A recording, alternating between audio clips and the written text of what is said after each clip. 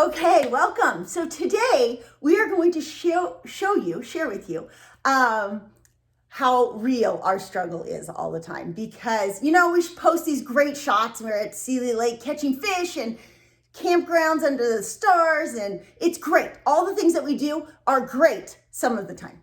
There are many, many, many times where it's really just hard to figure this out, to navigate 2 different personalities, not to mention 7 personalities in our family. And so, we've talked about nutrition for the last 2 weeks, and it's totally important that, you do prioritize your nutrition. It is defying the norm if you actually make time to make good, high quality food, because everything starts there. Your mindset, your gut health, everything starts with working on your nutrition and making sure that you have the energy to fight with your husband when you need to fight with him. So we've told our story, maybe not on YouTube as much. In our podcast, we shared that I'm obviously like to be nomadic. Go.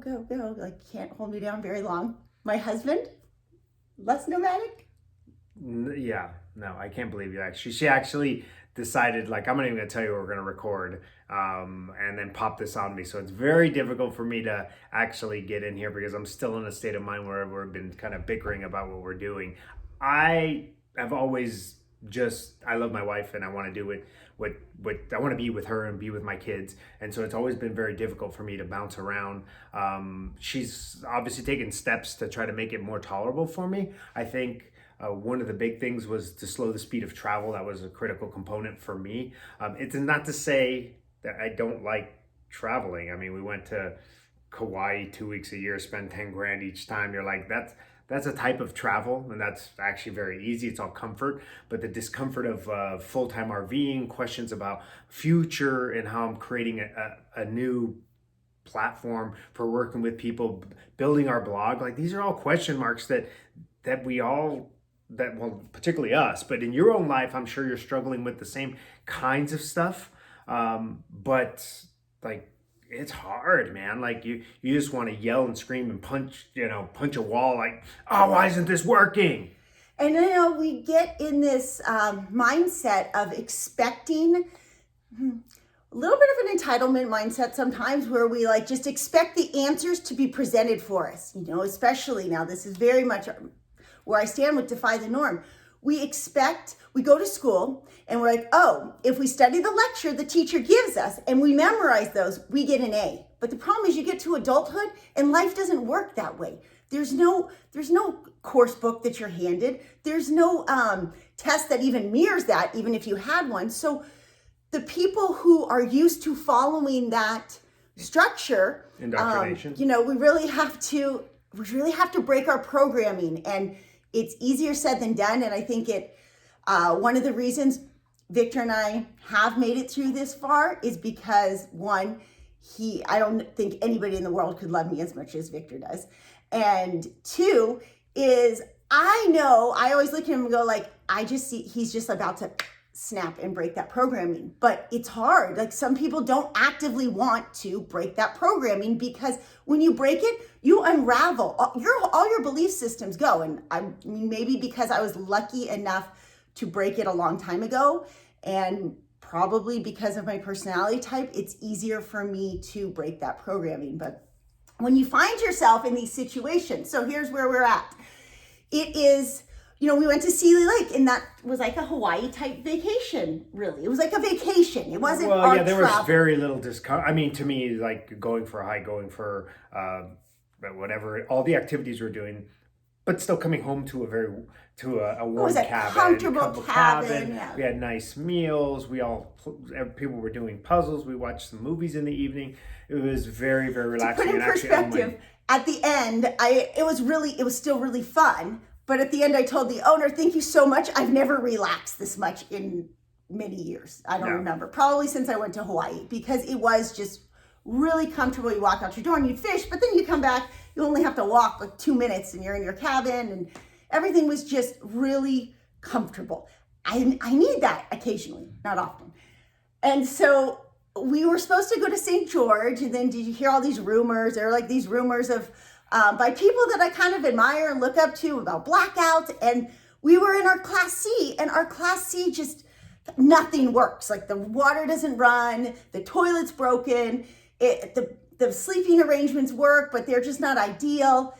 We didn't have and so all these things made it so I was like, I don't know if I want, so we literally got to the Idaho-Montana line and decided to turn around, and it was like 9 at night, and so we drove all the way back to Montana. Like 2 a.m.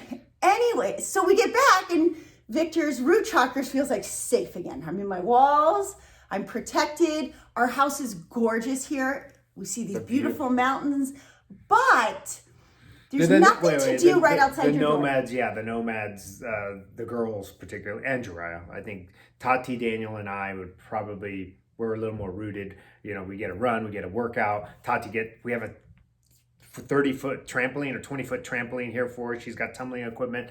We could probably be here for a while before, like, hey, maybe we should go do something. But these guys get 48 hours, 72 hours. They're itching for dumping something in a mountain, something in the water, something skiing, and it's gorgeous here, but we're a distance. We're about an hour and a half from them skiing, so it's like the activation energy is different. Yeah, and it's the weather. Actually, it hasn't snowed much, so it's kind of icy, and that's okay. I don't mind earning my reward, but I don't want to just settle for icy ski conditions. Yeah. And I'm like, it's not that good. There's no adrenaline outside our front door. Running, working out, that's great a couple times a month.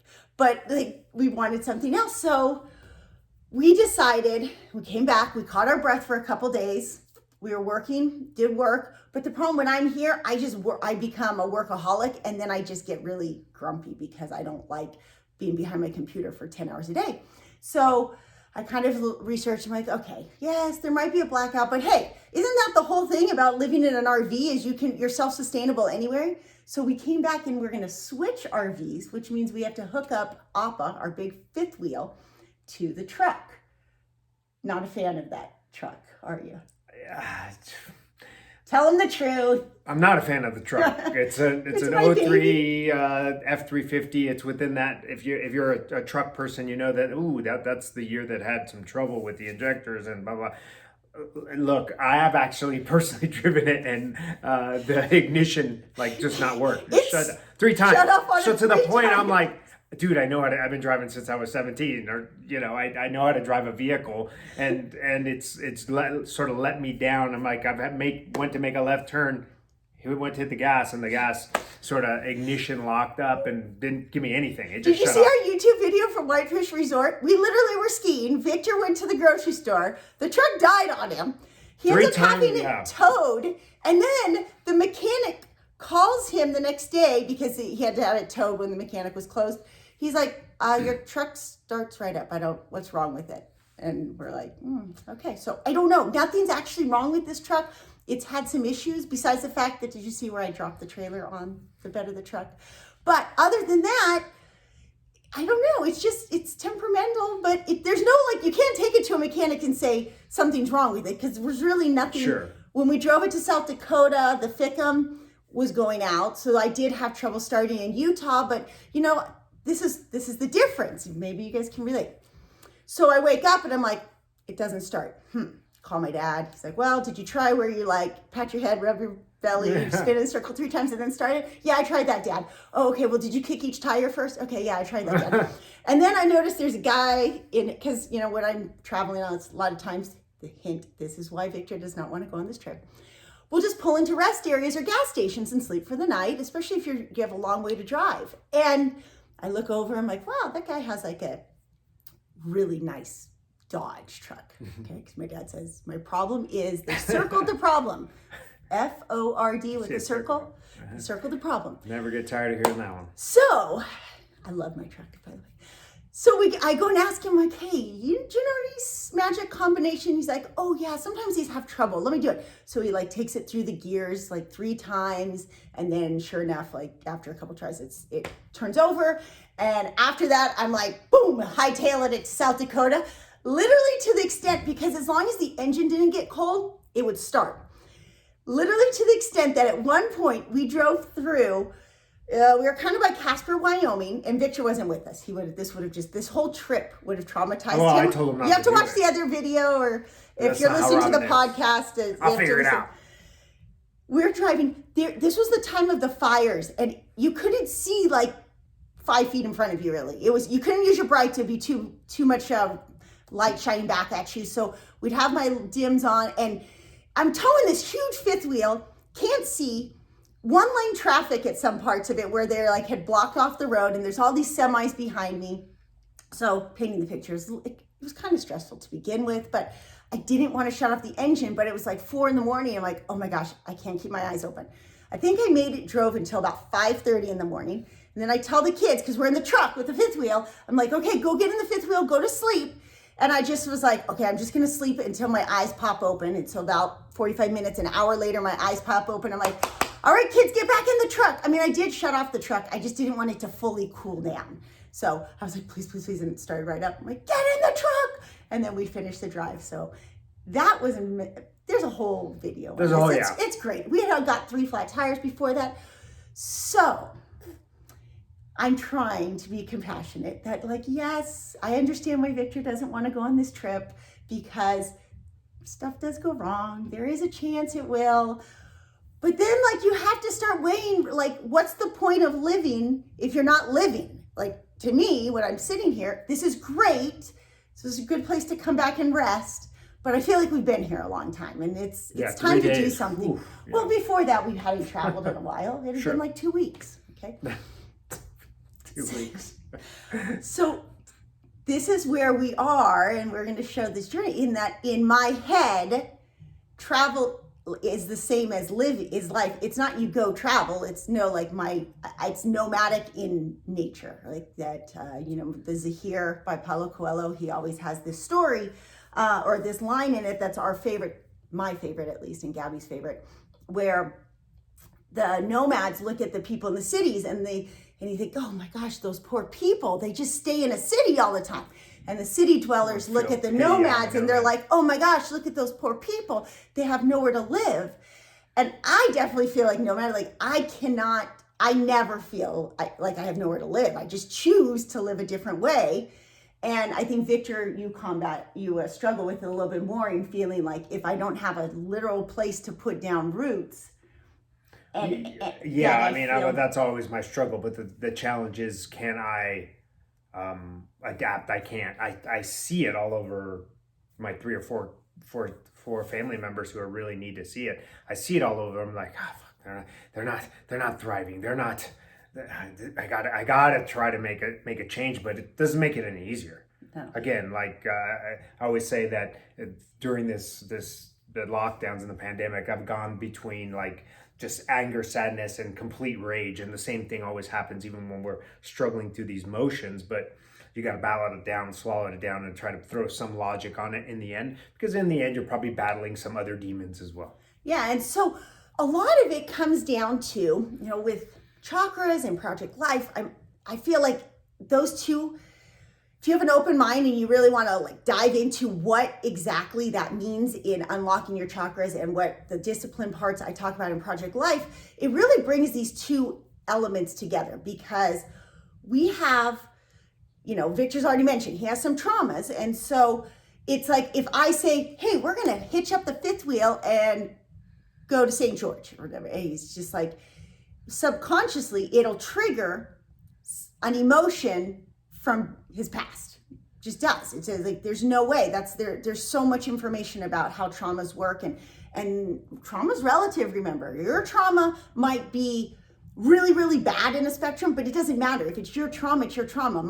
I think of my traumas are like so much less than Victor's, even though I started the first podcast of saying like, really, this marriage was built because of the trauma I had. It like drove me into this relationship, which is amazing, by the way. And I just trapped her. And he trapped me.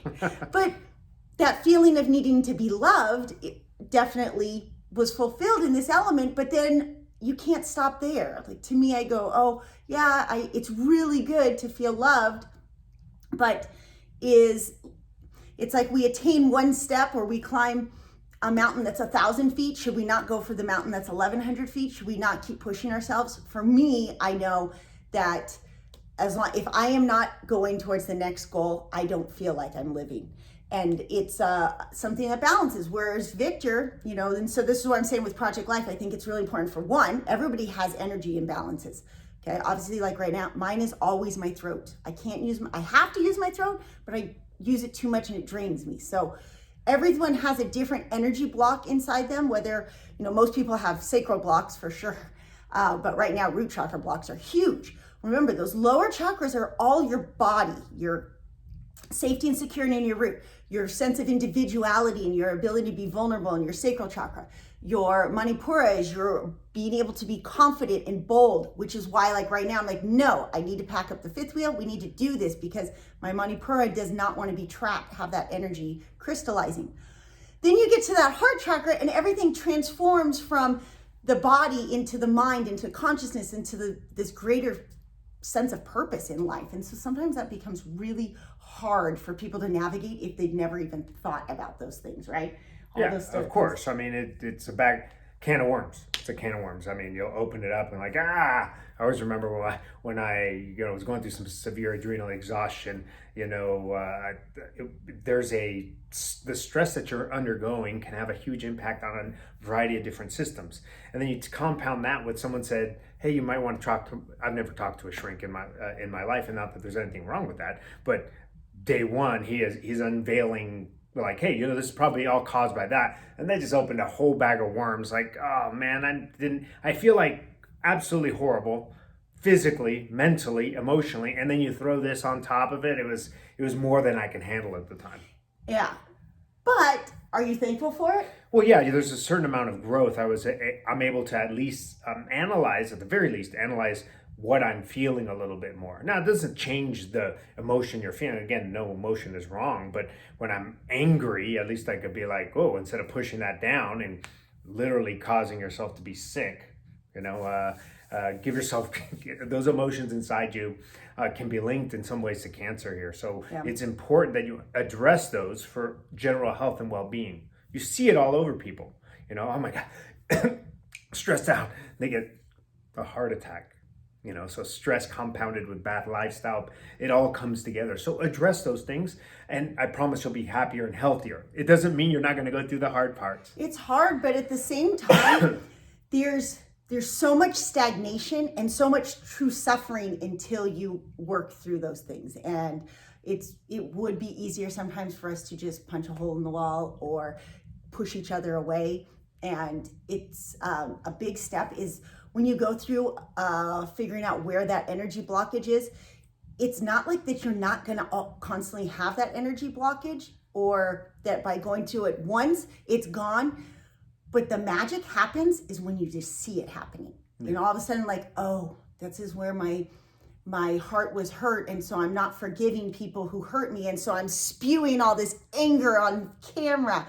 So whatever that is for you, or my third eye becomes really overactive. For me, my third eye gets really overactive if I take in too much information. So I was saying how chakras is opening up these energy. Project Life, I spend a lot of time talking about Enneagram and Myers-Briggs, our core desire and our behavioral patterns. So for me, my third eye takes in too much information, I become more like a type 5. Well, I'm a type 8. Type 8s need to be like, you see a lot of type 8s on the camera right now because they're fighters, they're bold, they're brave, they're like gonna tell you how it is, and they're gonna fight for you till the end. And that part's good, but sometimes if we just spend too much, for a lot of 8s, if you just stay stuck in the confines of your mind analyzing, well, that would be like start blocking my third eye. And then I only see trauma, or I only see negativity. In fact, we ended up in this house because of that. And I had to pull back and go, oh, well, in some ways that's really good. Like, why? I question everything. Why can't we have both? Why can't we travel for a month in the RV and then come back to this house for a month? We will. There's no reason. It's only a self-limiting belief if for some reason I think, well, I can't have that. Who told me I can't have that? Of course I can have it. I might have to work for it, but that too is in Project Life. It's all about manifesting. Like, why can't I see that happening? Absolutely. And then we can work around some of these other chakras. So you kind of go back and forth. You start, okay, let me open up these chakras. Okay, let me look at me. Let me look at how I'm wired. Obviously, Victor's a type 2. This morning, what I said in the end was like, look, if you stay back you're going to feel abandoned. Like a type 2 thrives on being needed. And so if you're back here by yourself, you're going to lose, in a way, everything that you stand for. Like your fear of discomfort, and might be a little hard for you guys to process. It's like the fear of discomfort is keeping us from our greatest fear. And so if we just choose to if we stay honed in on that highest fear and don't stack all those other fears on top of it, because what'll happen, and I see this when we talk about it, is that you end up with 50 fears, because I'm very much like, okay, give me the problem solution, right? That's what everyone's keeping us locked in our house for. Yeah. Problem. All right, here's the problem. What are the different solutions? So let's say we start with something like, okay, well, I was so good in person as a trainer, but it's hard to communicate that on social media. It's hard to do it. It's, we're trying to show up more, but it's hard. You're so used to walking in a door where you always have an audience in a brick and mortar that it's really hard to get that activation energy. Not to mention, you don't see eye contact when you're talking to somebody. So it's really hard to be on this side of the camera when for 30 years, you just crushed it in person. I think my hardest parts is that my ability to sort of feel and read people and become like a backboard, and that's how I do my job. Of course, we have a template that I like to do, but depending on what they come in, I adjust accordingly. And so when I do these videos, I have to, oh my gosh, who am I? That's actually been tough.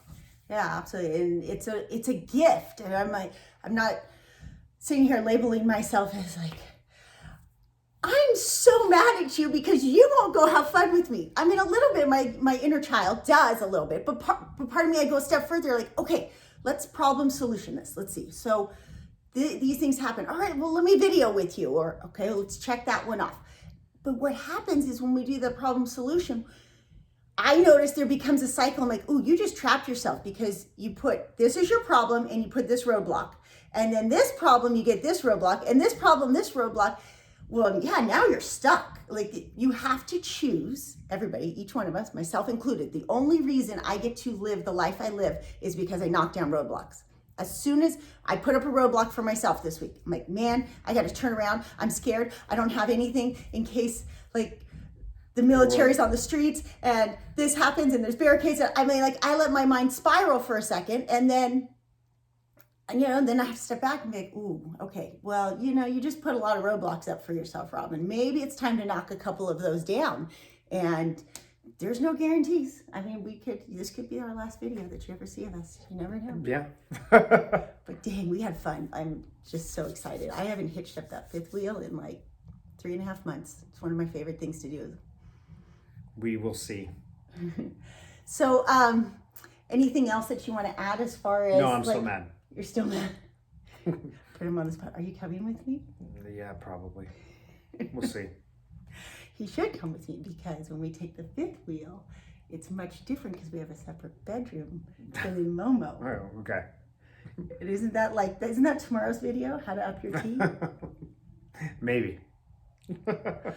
All right. So before we end, I want to talk a little bit about, we were at Seeley Lake, and defy the norm, defy the norm, defy the norm. I am so excited that Gabby decided for us that was going to be, because I would never have been creative enough to think of that term. But anyways, last year, 2020, little did we know where that was going to take it. She had started like, this year our theme's going to be defy the norm. I'm like, genius. I love it. I didn't even, one of my weaknesses is that my third eye is super overactive. I can see things in the future people don't see, but I have trouble seeing like something staring blatantly in my face. I trip over things all the time because of it, because I'm just not that aware, which is why we're a great team, because Victor is so good at seeing everything right in front of my feet. And then I get to take care of the big picture. Anyways, we're at Seeley Lake, and Gabby goes to me, this is like the epitome of defy the norm. I'm like, yeah, but what do you mean? She was saying, well, when we were there, it was just so, I don't want to say homely, like you just felt like you went back in time a little bit. Don't you feel like, so you went back to like when family Things were values at simpler. its Well, best. things were simpler, You right? caught your own food. It just feels like a community of people who they limited. grew up there. Yeah, Like yeah. they had pride in These their small town. communities, yeah, exactly. These small communities are sort of these microcosms, and they're in some ways stuck. I mean, everyone still has a cell phone. It's like there's no phone. It's not like they're using dial-up modems or anything like that. I'm sure that's all available, but from a value standpoint, yeah. didn't you feel like there was a little bit of a difference of like simplicity? Like people, nobody's like, oh, like stressed. I gotta hurry. It was just kind of the pace of life, yeah. And I think people travel to these natural spots pre-lockdown because they capture that being out in nature, slowing down. You can go now. Actually, it's not locked down there Yeah, at all. But it's a great place. But people are. But remember, like they've done the damage. Like people are technically can work, but if someone's afraid, they're not going to go there. And so they might not overtly, even when they say, hey, everything's open, you can go work out in a gym. Well, what's going to happen? You know, I have a facility. Like people still are be like, well, I'm a little afraid. Well, then now it's their choice. But someone should be responsible for having shifted or controlled all that, right? That people are purposely fear-mongering and scaring people, then sometimes these places are affected, and these are amazing places that you can go and travel and have amazing experiences. Yeah, so in Lake Seeley, it was definitely made me and Gabby, when we were talking about this, kind of realize that, oh wow, this like idea of defy the norm, that's truly, to have a place, slow pace of life, community feel, family values, catching your own food, that's friggin' defying the norm right now. So, you know, it might be for you if you're like, yeah, I'm tired. Like this norm, this new normal, this whatever you want to call it is not working for you. It's not going to work for me. You can escape to that or find something that's fine. I know lots of little hidden jewels like this anyways, but I think it's going to come back. I really do. I really believe that, you know, this is, I say it all the time in my emails and stuff. This is the darkness for sure. But there is a light. Like I'm starting to see it. And I really do think it might get a little darker when we did that bike ride in the Hiawatha in Idaho this summer. And you're like 20 minutes in a dark tunnel and you're carrying your own flashlight and you can see that person's flashlight right next to you. And so you trust each other and you like have faith. Hang in there, you guys. I really think it's going to come through. And what I was trying to say is like, I think this idea of defy the norm is going to be one of the many aspects that carry you through, because just because you're an outsider or just because you feel like I hope you don't turn on the news, but you feel like, oh my gosh, I go to Walmart and everybody's like this and nobody makes eye contact anymore. I mean, I've told you, like, people run from me when I go into Walmart. I love it because they're like, oh my gosh, she doesn't have a mask. She's going to kill me.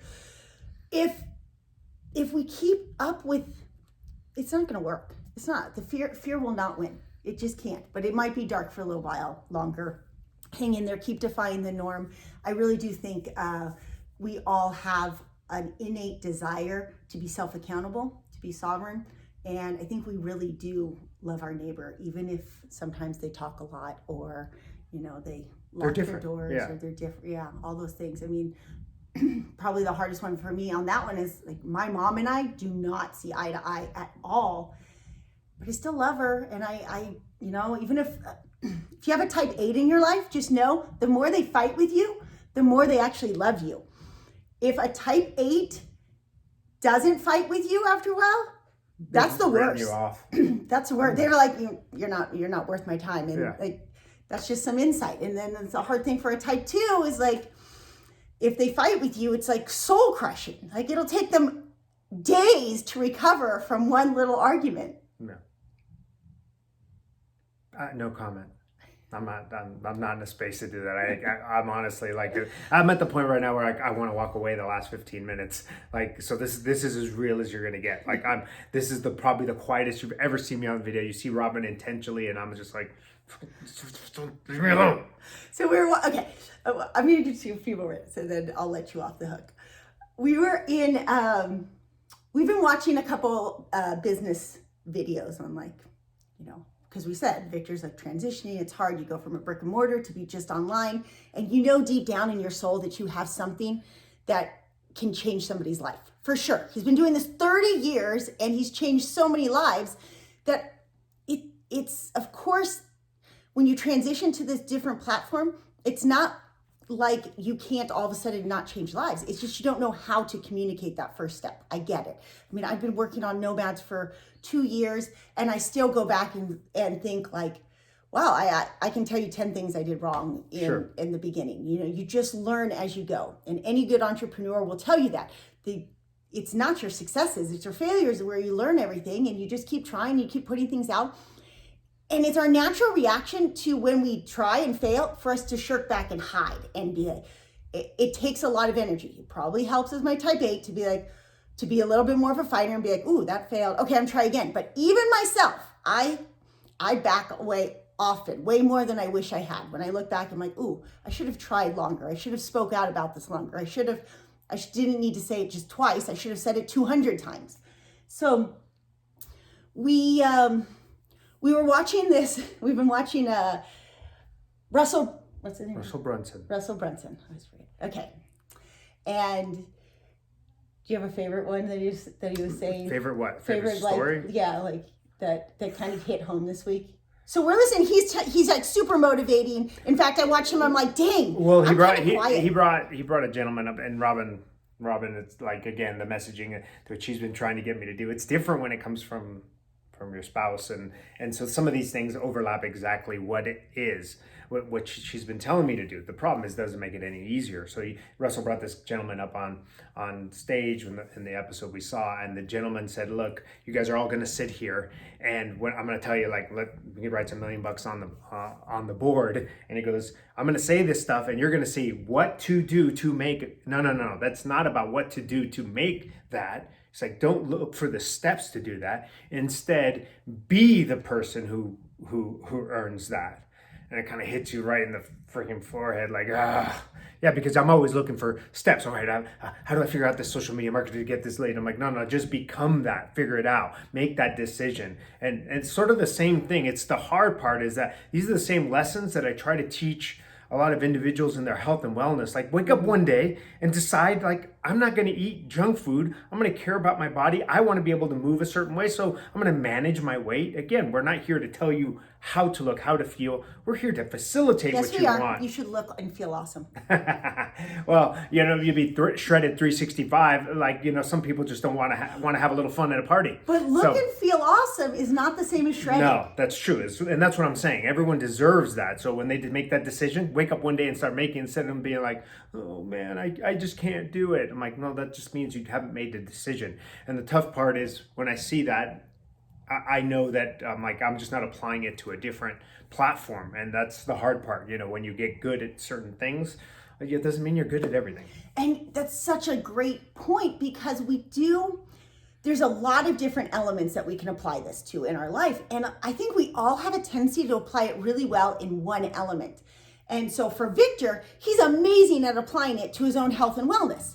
He can see the steps. He has the why, he knows the how. He's like, I want to be that person who at 47 fills out my t-shirt and my wife still thinks I'm amazing. Sorry, we're leaving, just kidding. But when it comes to business, I may as well be talking in Chinese, because it just doesn't say that, it's not the same thing. But I think even after this week, the parallels are starting to come out a little bit more. It's way more. So I have two things that I apply, because I see business very easily, but it's not my thrive. Yeah, I tend to be all over the place on other things. And so in fact, I tell myself when I come to Polson, all right, I'm just going to work on business. I'm going to just focus on my coaching and stuff. But I always end up like, that's not my only, there's so many other parts to me. And so what are those parts? Like, to me, that same feeling of where you just wake up one day and you decide, I'm going to be that guy or that girl that looks and feels amazing. Junk food's gone. I'm preparing my own food. I'm going to find a farmer where I have my own cow or a quarter of a cow or whatever, and I'm finding a CSA for my organic. It's easy. We've spent all week driving ourselves crazy. Like, what's the perfect lead magnet? Look, if you just want to, if you want an excuse, you're going to have an excuse. If you don't want an excuse, it's so easy to fix that part. Well, business is kind of the same thing, that you just have to show up every day and tell people how you can change their lives. Well, for me, meditation and mindfulness and really mindset are kind of those things, because the same reason I'm like, well, I'm just going to hitch up the fifth wheel and just go, because I have the mindset of like, well, I'll figure it out. Shit is going to go wrong and I'm going to figure it out on the way. But my dream's not that $1 million. My dream's like, ooh, but I'm going to wake up and mountain bike tomorrow. And then I'm going to wake up and rock climb the next day. And then I'm going to wake up and go hike the Narrows, whatever. So you have to start with a why. Like, you have to have a why that's real. To me, it's worth a flat tire if I get to wake up in warm weather and go for a bike ride. For Victor, his why, no, but your why is like, he will eat just spinach and grass-fed beef for every meal if it means that I'm mismanaging my weight, right, or feeling good. Or can like get under that bar and lift whatever. 500 pounds. No.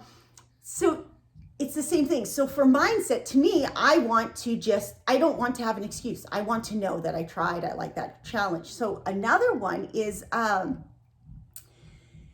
I think travel and adventure are something that everybody wants a little bit of. I know for like our Nomads platform, we kind of started with that and then we branched because this affects for everything. But I know so many people who haven't left San Diego in a year. Like, and that's okay. Like Victor's touching it. That's fine. That's your fear. You can work on that. But sometimes, having this adventure mindset is just waking up one day and being like, I'm just going to figure it out. I wrote the 1,000 Miles of Memories a couple years, like right when we started traveling. And one of the things I said, because I was really guilty of this, is like, look, have an emergency fund, whether it's $1,000, $2,000, and just know I'm going to wing it. I'm going to rough it, like, because if you use the excuse that it's cost too much to travel, that's crazy. Throw a tent in the back of your car, like drive somewhere warm, camp, explore. You can travel so cheap. We did it for so long. But you have that backup fund to be like, well, if I'm camping and I get tired and I need a shower, boom, I have the money to go do that. If I have a flat tire, boom, I have that money to go do that. Whatever it is, it makes such a difference. Changing your mindset to wake up and like, I'm just doing it. I'm throwing away the Doritos. I'm just doing it. I'm going to do a workout, even if it's not the best workout. I'm going to wake up today. I'm going to record a video, even if I mess up and my wife rambles for 37 minutes. I'm going to hitch up that RV and travel. I think we need this. My type 8, my loud throat chakra says we need this encouragement. We need this mentality of like, I'm going to go, not selfishly go, not like I need mine, I hoard mine. I'm going to look out for me, because you know what's going to happen if we get that flat tire? Some really nice person that we never knew existed in the world is going to pull over and offer a jack, or that. It happens to us all the time. So whatever element you're already good at, expand it to others. If you're amazing at adventure, expand it to health and wellness. If you're amazing at that, expand it to business. If you're whatever your talent is, that you're amazing at just waking up and grinding it out and going for it and not having excuses, see if you can expand it, because I can tell you my husband is not business driven at all, but he's so karmic. He has all this karma coming to him because he's just a good person. And so I try to just like, push yourself, like, keep on, you can keep growing, because I don't want to hear you tell me like, oh, I can't do this. Yes, you can, but at the same time, like, that karma is so magnetic in the universe. And don't you think we've just had so many great there's still a lot of great things in the world. I would encourage you to just go for it and figure out the beauty that still exists out here and the amazing people that are still out there. Absolutely. All right. Well, thank you for joining us today on YouTube, and we put this up on the podcast. If you want a little bit more of our backstory, you're watching this on YouTube, check out some of the first podcasts. We kind of lay the foundation for how we started this. We're probably going to just start double dipping and put the podcast and the video at the same time, because it's efficient. Yeah. It's so much more efficient. Yeah. All right. And I'm hoping that tomorrow's video, we'll probably take a day off because we got a lot of driving, but the next video, Victor will be smiling under the warm sunshine. Yeah. We'll see. All right. Take care. Thanks, you guys. Remember, subscribe. Tell your friends about us. Join our email list. Remember, my email list is a little motivation for mindset, mindfulness.